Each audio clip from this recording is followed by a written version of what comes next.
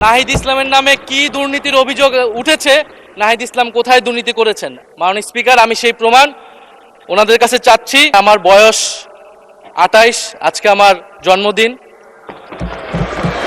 এবং মাননীয় স্পিকার, আপনাকে ধন্যবাদ।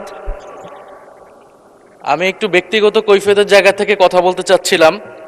আমাদের মাননীয় সংসদ সদস্য ওনার বক্তব্যে বললেন অন্তর্বর্তী সরকারের সময় দুর্নীতির অভিযোগ, এবং এই সময় এই জায়গায় তো অন্তর্বর্তী সরকারের আমি ছিলাম, কিছু সময়ের জন্য উপদেষ্টার দায়িত্বে ছিলাম, আরও দুই একজন ছিলেন, আমাদের মাননীয় এখন বর্তমান পররাষ্ট্রমন্ত্রীও ছিলেন, অ্যাটর্নি জেনারেল ছিলেন।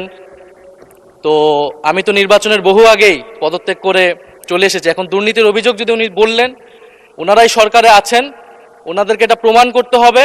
এটার প্রমাণ জাতীয় সংসদে যদি বলেছে, ওনাদেরকে এই প্রমাণ দিতে হবে। নাহিদ ইসলামের নামে কি দুর্নীতির অভিযোগ উঠেছে, নাহিদ ইসলাম কোথায় দুর্নীতি করেছেন? মাননীয় স্পিকার, আমি সেই প্রমাণ ওনাদের কাছে চাচ্ছি।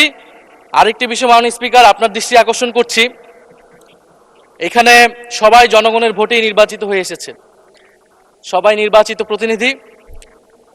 হ্যাঁ, আমার বয়স 28, আজকে আমার জন্মদিন, এবং আমি নবীন সদস্য। কিন্তু এখানে মাননীয় স্পিকার, আমিও জনগণের ভোটেই নির্বাচিত হয়ে এসেছি, কারো ছোট ভাই হিসেবে আমি এখানে আসিনি। ফলে সবাই মাননীয় সংসদ সদস্য হিসেবে সবাই যে সম্মান মর্যাদা প্রত্যাশা করে, সবাই যেটা পায়, আমরাও কিন্তু সে একই জিনিস প্রত্যাশা করি। ধন্যবাদ। এটি আপনি মাননীয় স্পিকার দেখবেন। আপনার ধন্যবাদ।